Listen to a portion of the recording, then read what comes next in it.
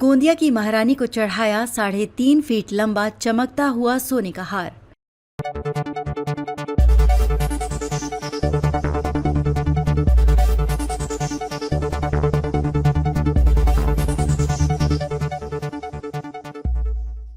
नमस्कार, स्वागत है आपका एमपी न्यूज में। मैं हूं आपके साथ शालिनी। आइए बढ़ते हैं आज की बड़ी खबर की ओर।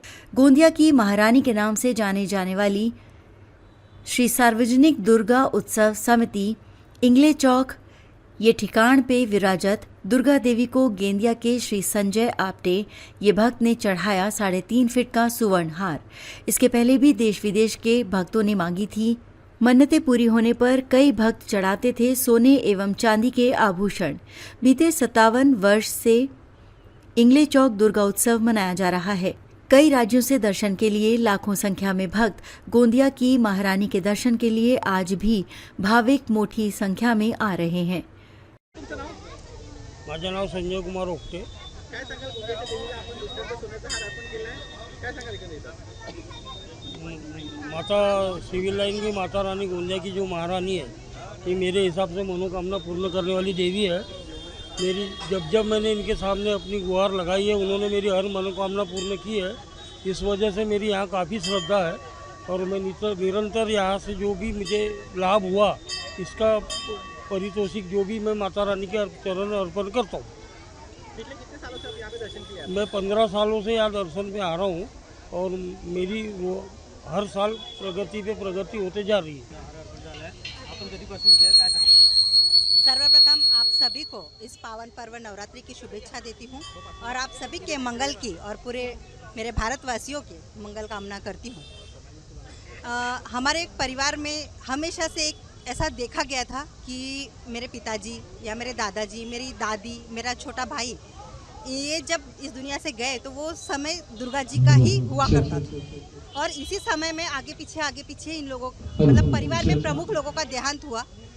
उससे कहीं ना कहीं परिवार वालों को ऐसा लगा कि हमने माता जी की भक्ति थोड़ी ज़ोर शोर से करनी चाहिए। जब भाई कॉलेज में पढ़ता था, बिना चप्पल से, बिना पानी के और जैसा अपनी शक्ति है उस प्रकार उसने माता रानी की सेवा करने की कोशिश किया और माता रानी की ही नहीं तो अपनी जननी माँ की भी उसी प्रकार वो सेवा करता है।